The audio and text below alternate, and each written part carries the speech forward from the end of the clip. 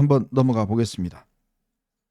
우리가 보통 깡패들이 뭐 이렇게 하면 야 밤길 조심해라, 뭐 몸 조심해, 이런 이야기 하잖아요. 뭐 많이 해본. 똑같죠. 예. 하나도 안 무서워. 유경험. 하나도 안 무서워. 하는데 이제 이재명 대표가 이제 최상목 몸 조심해라. 야, 너 직무유기로 현행범으로 체포돼. 몸 조심해. 딱 이 이야기를 하고 나왔습니다. 네, 저는 그 이재명 몇 마디 되지 않지만요. 일단 그 대권을 넘본다는 이 거대 야당의 리더가 당수가 저런 식의 표현을 할 수가 있는가? 조폭들이나 쓴 그런 그 용어를 쓸 수 있는가 하는 것도 웃기고요. 네. 직무유기의 현행범이다. 뭐 그렇게 뭐 이렇게 낙인 찍을 수는 있어요. 거기까지는 뭐 있을 수 있다고 해요. 그 헌법재판소에서 마흔역 임명하라고 그랬는데 아직 안 하고 있기 때문에 그걸 굳이 주장하면 직무유기 현행범 이렇게 얘기할 수 있는데 체포는 누구나 가능? 경찰이든 국민이든 누구나 즉시 체포할 수 있다. 네, 이거 보고 변호사 거기서 맞아요? 이 인간이 이게 무슨 사법고시는 어디 뒷문으로 들어가는 길이 있었나? 아니 법치 국가에서요. 근대 시민 국가가 이게 법을 통해서만 누구를 응징하는 거지. 내가 누구로부터 뭐 당했다 해갖고 가서 직접 복수를 못하도록 하는 게 이게 법치 국가의 기본 원리인데, 뭐 누구든지 가서 체포할 수 있다?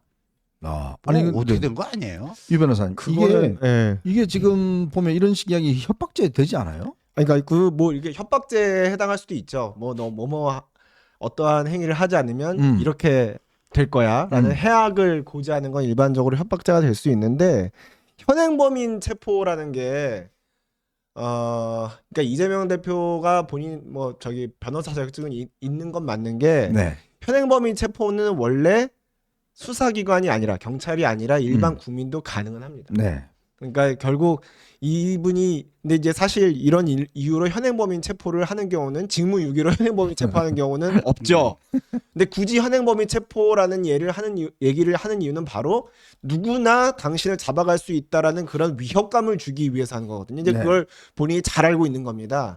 그러니까 지금 이재명 대표는 결국 최상목 땡을 겁박하고자 하는 의도로 일부러 이런 말을 쓰고 이게 논란이 되고 이게 결국 최상목 땡에 대한 굉장히 해악의 고지로 작용할 걸 알면서도 지금 이런 말을 쓴 것이죠. 근데 그게 이재명 대표의 감춰지지 않는 조폭 본능이라고 할 수 있습니다. 아니 그럼 제가 이재명 대표 가는데 이재명 대표 직무유기요. 꼼짝 마세요. 확 잡아 그냥. 그러니까요. 그 가능해요. 자, 그러니까 한동훈 대표가 바로 맞받아쳤습니다. 역시 한 대표는 빨라요. 몸 조심하기 바란다. 깡패들이 쓰는 말입니다. 딱 한 줄로 그냥 죽여버리네요, 아주.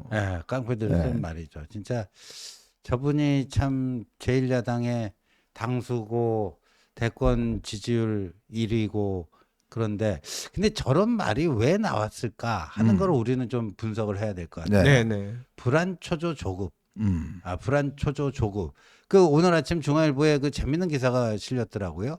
월요일 저녁 7시 30분에 그 신촌 로터리에서 서강대 쪽으로 보면 거구장이라는 그 음식점 큰 건물이 있지 네, 않습니까? 있죠. 네. 거기서 번개 저녁 모임을 했다라는 거예요. 네. 번개 저녁 모임을 이재명이 긴급 소집해갖고 했는데 거기서 이재명이 한 얘기가 도대체 이 헌재 왜 빨리 안 하냐? 뭐 들은 얘기 없느냐? 그리고 뭐 찌라시가 도는데 거기 뭐 재판관이 자꾸만 뭐 절차적 하자 이런 거 지적하면서 각하 주장을 한다는데 그게 그거 어떻게 될 것 같으냐? 이재명도 궁금한 게 많은 거예요. 네. 그러니까 사람이요 불안초조 조급해지면 뭔가 확실한 자기의 희망의 그 주파수하고 맞는 그런 정보를 얻고 싶어하는 욕구도 자연스럽게 발생을 하는 거고 그런 겁니다. 그러다가 오늘 저 광화문 현장 집회 나갔잖아요. 오늘 안 나갔죠. 나가다가 나갔죠. 이제 방탄조끼 입고. 이 자기는 좀 빠져 있으려고 그랬던 거 아닙니까? 암살 위협 네. 뭐 하면서 빠져 있으려고 그랬는데 이게 돌아가는 게 하수상하니 네. 이제 내가 얼굴을 디밀어야 되겠다. 그만큼 다급하다는 얘기죠. 근데 이게 사실은 저는 그 오늘 그 현장 최고위원의 발언을 보면서 이게 잘 이해가 가지 않았던 측면이 하나 있는데요. 네. 크게 메시지가 두 개거든요. 하나는 최상목 땡 얼른 마흔역 재판관 임명해라. 안 그러면 몸 조심해라. 이 얘기가 하나가 있고 또 하나는 헌법재판소의 조속한 결정을 촉구하는 메시지 이렇게 두 가지를 얘기를 했어요. 네. 근데 이 두 가지가 이재명 대표는 뭐 같은 맥락이라서 하는 얘기라고 생각할지 모르겠지만 두 개가 서로 상충되는 얘기입니다. 이재명 대표한테 지금 가장 중요한 거는 헌법재판소 결정이 빨리 나서 본인 대법원 판결 전에 조기 대선이 열리는 그런 방향으로 진행되기를 가장 원하지 않겠습니까? 그렇죠. 그런데 마은혁 재판관을 임명하자고 촉구하는 건 단순히 법을 지키라는 취지가 있는 게 아니라 마은혁 재판관이 임명되면 지금 진행되고 있는 윤석열 대통령에 대한 탄핵 심판 과정에 마은혁 재판관이 관여를 해서 네. 결국 조금 더 인용 결정이 나는 방향으로 압박을 넣겠다는 의도 아니겠습니까? 근데 문제는 그렇게 되면 변론 재개를 해야 되고 마은혁 재판관이 이 절차에 관여를 하면은 변론 갱신 절차를 거치면서 그 탄핵 심판 절차가 굉장히 늘어질 수가 있어요. 네. 그러면 결국 그 뒤에 얘기했던 헌법재판소의 조속한 결정을 촉구한다는 얘기랑 안 맞는 거예요.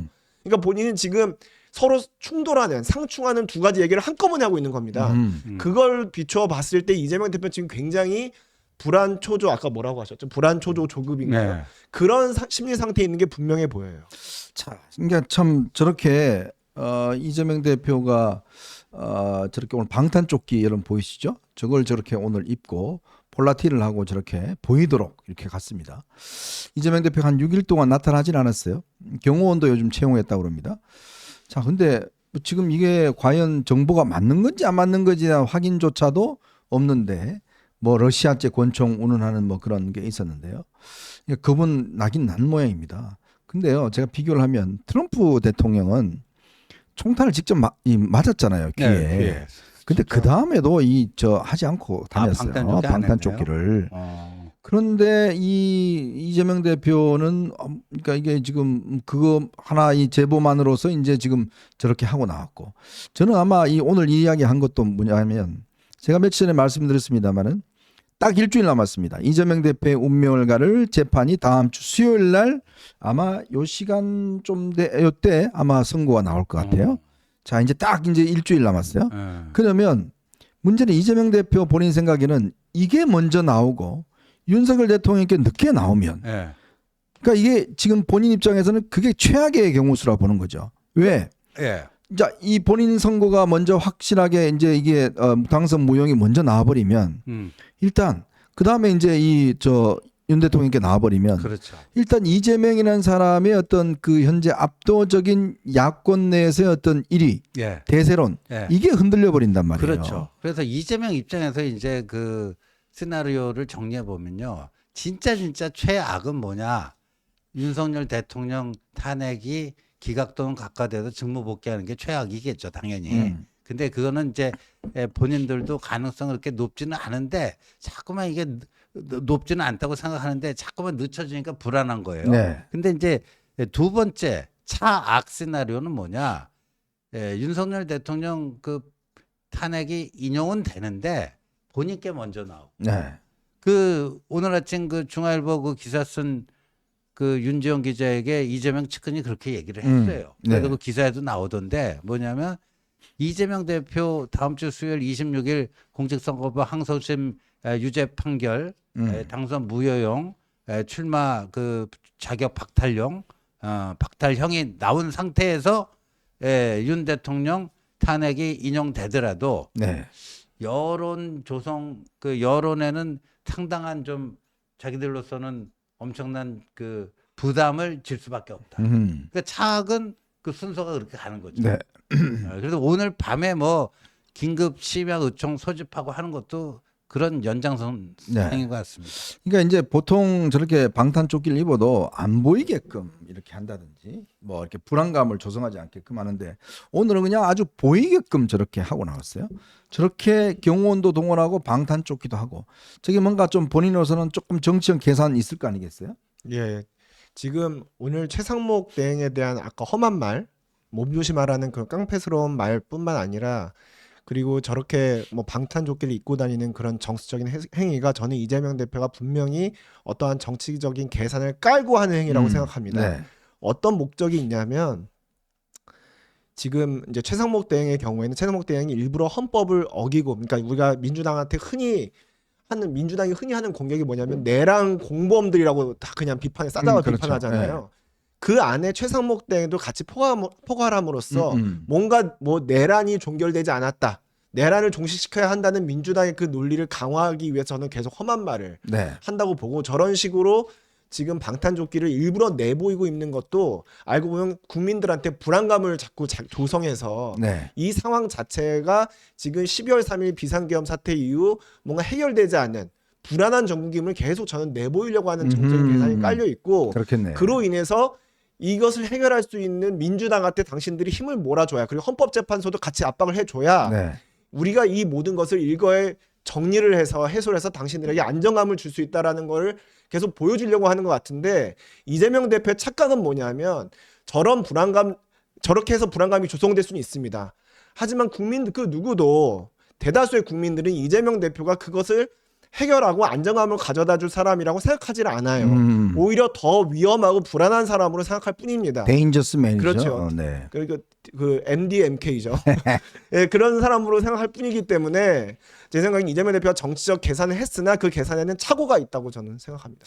아마 내일쯤이면 좀 헬멧도 쓰고 나오지 않을까 헬멧. 생각이 드는데 뭐 하루에 하나씩 이제 더 쓰고 이제 방탄조끼. 아니 이게 방탄조끼가 이제 이렇게 그 상반신 그 흉부까지 뭐 이런데 어깨 등 이런 데는 돼도 또 커버 안 되는 데가 많잖아요. 네. 네.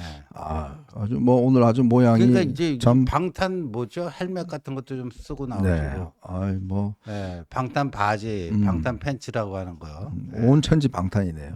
국회도 방탄, 또 몸도 방탄. 네. 참 이재명 대표는 겁이 많으신 것 같아요. 이제 옛날에 뭐 숲제명 이야기하듯이 그러니까요. 숲에 숨어 있다가 살짝 나온다든지 뭐 그런 걸 보면 참 이 우리 국민들이 보고 있습니다. 보고 있는데 리더는 그래도 좀 당당하고 떳떳한 모습들을 보기를 원하잖아요. 그렇죠. 그죠? 네, 그리고 그렇죠. 경호원들 그거 하면 됩니다. 네. 하면 되는 거고 그건 또 항상 노출돼 누구나 간에 정치를 하시는 분들 같은 경우는 뭐 저희 같은 사람 빼고는 이런 어떤 위협에 노출돼 있고 그걸 어떤 면에서 보면 당당하게 겪어내는 뭐 그런 거 아니겠습니까? 이제 그런 것들이 지도자의 어떤 좀 뭐랄까요 이 맵집이라고 그럴까요? 이제 그런 게 있는데 오늘 이재명 대표의 말을 보면 저는 조금 멘탈이 흔들려 버렸다는 생각이 맞아요. 들어요. 네. 이게 이런 식으로 이야기하면 안 됩니다. 아무리 그렇지만 대통령 대행한테 몸조심하라는 이야기 이건 뭐냐면 옛날에 쓰던 애들 있잖아요. 그 무슨 파죠? 그 저 성남에 있는 그 무슨 파 있잖아요. 국제 마피아. 마피아들 뭐 걔들 동원해서 그냥 할 수 있는 뭐 이런 이미지만 주잖아요. 그러니까 워낙 그런 데 대한 또 논란이 많은 분들이어서 그렇죠. 그러니까 국제 마피아 조직이라든지 뭐 또 옛날에 그 돌아가신 분들도 계시고 그렇죠. 그리고 이전에 그 성남시장 시절에 비서실장 했던 분이 이재명을 향해서 뭐 그런 온라인에서 험담하는 사람들 있잖아요. 네. 그러면 거기다가 이름을 적어요. 제가 그랬으면 신지호, 너 손 좀 보자. 아. 뭐 이런 식으로 아예 적어요. 그거는 실제 적혀 있을 것 같아요. 실제. 네. 지원님만 적혀 있을 거예요. 그래요? 네. 저는 없습니다. 저는 이재명 대표하고 같은 고향 출신이기 때문에 저도 무서워요. 자꾸 이거 방탄 옷 입고 다니고 그러시면 그러니까 이게 이 모습입니다. 예전에 성남시장 저기 시절에 그 빨간 원 안에 뭐예요? 그 사람이군요. 네네네 그런 분들 계세요. 그런 분들. 꼭 이걸 이제 연상시키게 만드는 그런 효과가 있는데 글쎄 이게 참 모르겠습니다. 이게 국민들에서는 국민들이 더 불안하지 뭐 본인이 더 하겠습니까? 저는 뭐 걱정 없습니다. 여러분들이 저를 지켜주시는 거 아닙니까? 탁 한마디 하면 얼마나 멋있어 보여요. 그렇죠. 저의 방탄은 오로지 여러분밖에 없습니다. 국민 여러분들이 저의 유일한 방탄이십니다. 딱 이야기하면 그냥 뭐 팍 할 텐데 그냥 방탄 조끼 입고 안 나오고 뭐 6일 동안 안 보이고 숲에 숨어 있다가 야 다 나갔냐 딱 이야기하고 우리 저기 이제 이재명 호를 하나 붙여주자. 방탄 숲재명. 정말 MDMK 그 여러분 모자 기억나시죠? 감독님 그 모자 한번 찾았으면 그거 한번 쓰고 다니시면 어떨까? 그것도 쓰고 다니고 생각이 듭니다. 참 이런 모습이 국민들에게 정말 좋게 비치지 않을 겁니다. 우리 국민들은 좀 더 당당한 그런 리더의 모습을 보고 싶지 않을까. 어려움이 있더라도 당당히 쫙 끌고 나가는 그거 딱 생각하니까 그 지난 12.3 계엄 때 한동훈 대표가 교차로를 다 건너서 뒤에 촥 따르면서 국회로 들어가던 그 모습이 생각이 나네요. 참 비교가 많이 되죠. 아, 그러니까 이런 거예요. 목숨 걸고 비상계엄 막으러 간 한동훈과 숲속에 숨어있던 이재명. 그러니까요, 이 조기 대선이 이제 최종적으로 누구 대 누구가 될지 모르겠지만 한동훈 대 이재명이 되잖아요. 네. 아, 그럼 재밌을 것 같아요. 음. 목숨 걸고 간 한동훈, 목동훈 대 숲속에 숨어있던 이재명, 네. 숲재명의 대결이 됩니다. 나중에 이재명 대표는 TV 토론할 때도 저 방탄복 입고 나왔으면 좋겠네. 제 생각에는 만약에 네. 그러면 네. 한동훈 대표가 얘기했듯이 정말 자신이 없게 되는 거죠. 질 자신이. 아마 입고 나올걸요. 네. 자, 그런 생각이 듭니다. 참 기가 막힙니다. 어떻게 제1야당 대표가 정말 이 대통령 대행에게 야 길거리 조심해라. 요즘 너 집 앞에 저 뭐 가로등 좀 꺼졌더라. 뭐 이런 식의 지금 거의 조폭들이 하는 수준의 이야기를 저렇게 어떻게 할 수 있을까? 참 섬뜩합니다. 모르겠으면 또 제가 이런다고 또 저한테도 그럴라. 아유. 자, 저희는 이제 두 번째 이슈로 한번 넘어가 보겠습니다. 넘어가기 전에 감독님 저 매화 사진 있는 거 한번 보여주실까요? 여러분들 워낙 요즘 험한 이야기 꽃 있는 사진 아까 제가 여러분들 하도 이제 뭐 나라가 험하고 지금 날씨도 춥고 뭐 한데 예 여전히 이 어김없이 이게 아마 대구 쪽인가요? 대구. 네, 매화. 매화가 많이 폈습니다. 이제 눈이 어제 많이 내렸지만 지방에는 이렇게 매화가 이렇게 지금 피고 있습니다. 어김없이 봄은 오고 있습니다. 참 저렇게 좀 색깔을 이렇게 보니까 좀 힘이 나긴 나는 것 같아요. 그러니까 저게 저 뭐예요? 그 빼앗긴들에도 봄은 오는가? 예, 참. 그 봄이 왔어요. 여러분 잠깐 보시면서 자